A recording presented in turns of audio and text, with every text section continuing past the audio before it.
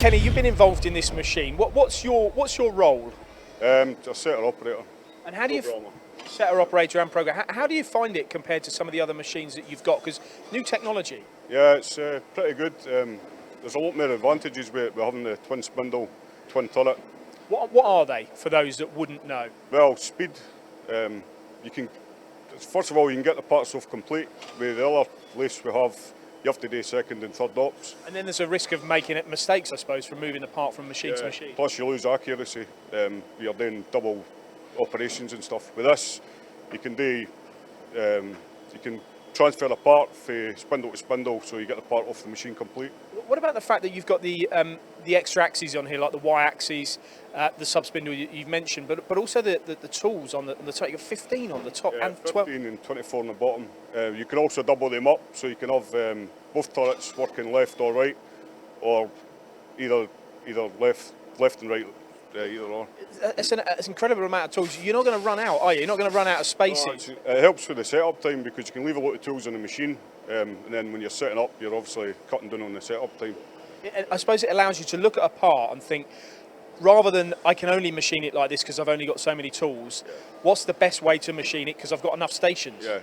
Yeah, definitely. Also, you can do balance turning with having twin turrets, and that can make a big difference to roughing time. You know, you can rough and finish at the same time. You can also use one of the turrets as a tailstock, or can support the part, so that could help with longer parts as well. When I sometimes look at twin turret machines, I notice that the bottom turret doesn't necessarily have a Y-axis, but you've got Y on both here, haven't you? Well, actually, when we went to buy the machine, the part on the machine was using both power tools on one axis to cut the milling time in half. It was doing a hex, but it was doing two parts of the hex at the same time. Is this a big learning curve for you when you?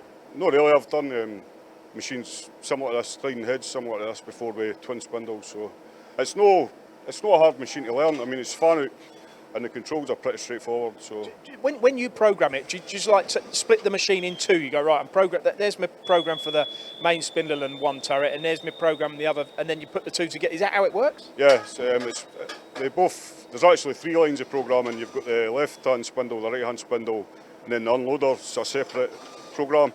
So you just basically work them one at a time, and you have waiting codes so they meet up where they need to be. I was quite surprised, Kenny, when I looked at some of the parts, the stainless parts that you're machining here on this.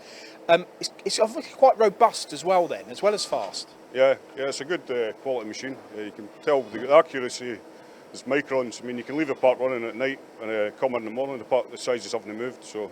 And what about your tool wear as well with that? Do you experience more tool wear on this machine or less? I'd say less. It's got a large 380 litre coolant sump, so there's a lot of power coming out of that to keep the tools cool, so it lasts a while. Is it your favourite machine in the machine shop now? I mean, you've got, probably 6 or 7 CNC machines here. Does this stand out? Yeah, it's good to see the part come off the machine complete.